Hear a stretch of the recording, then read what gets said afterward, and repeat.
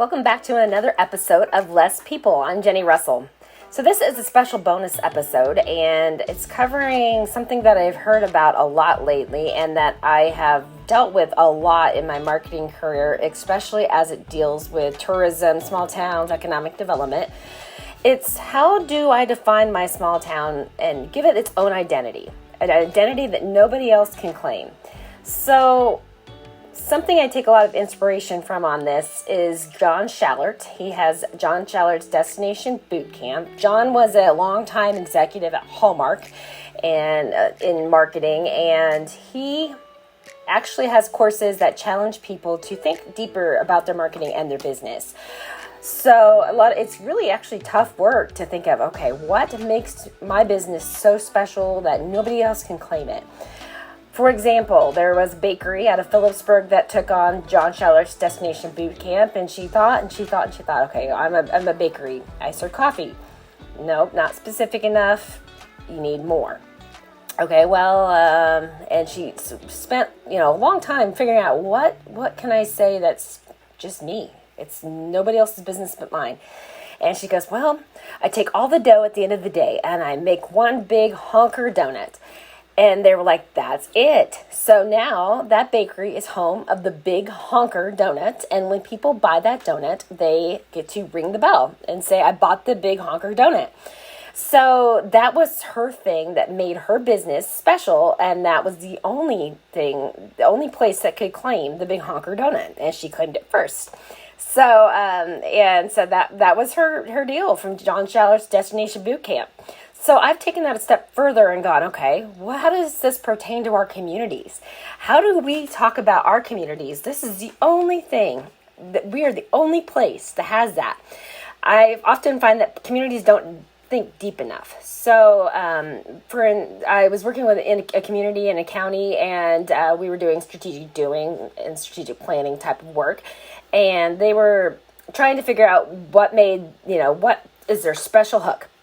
And they had found something that was just them. Nobody else could claim it. And I was really proud of them for that. And I'm like, okay, so let's take this a step further. Let's, rename the county, have a county tagline that says we're home of the. Let's do little statues all throughout the county that have this particular thing on it, because this is only you guys. Nobody else can claim this. We're going to be a destination for that. Well, one of the littler communities was like, I don't want to have that identity. That's not the identity that we hold. So we're going to do our own thing, which is fine. Do your own thing. But they were like, we're going to do statues of buffaloes, and we're going to put them all over town, and we're going to paint them different things. And really cute idea, but it's not personal enough. It's not, only you can claim this. So the other day I was at a conference and I heard some community go, this is our new thing. We're going to get buffalo statues and we're going to put them all around the county and they're going to be painted. Again, beautiful idea, but not specific enough. Now there are two communities not that far from each other that are claiming buffalo statues. The other thing about that is any community from basically Oklahoma all the way up to Montana in the Midwest and in the central part of the United States can claim buffalo and bison. That's what we're known for. We're known for the pioneer spirit. We're known for wide open spaces and prairies. All of us have that. So think deeper. Go into your history. Figure out what thing can nobody else claim. And if you need help with that, we are experts at that now. We have done that a lot for different communities. So we have a whole education division called Remarkably Rural through Genrus Freelance.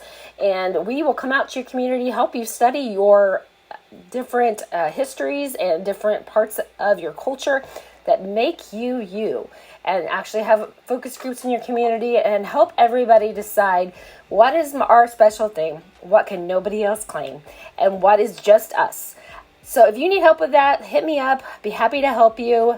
We want to help all of our places be destinations. Even the smallest places have their own history. All of our smallest places have the 8 cultural elements. That's another group that we're super passionate about and we believe a lot in is the Kansas Sampler Foundation. They have all kinds of things, the 8 cultural rules of communities that even the smallest communities have. I remember talking to her when I was doing some research on my hometown, and I thought, you're not going to have any information on this. It's such a small town. Every community has these eight cultural elements, and every community can be interesting no matter how big or how small. So again, if you need help, let us know. I'll drop our information here on the different comments in the different parts of our podcast today, and we would love to hear from you more. Thank you.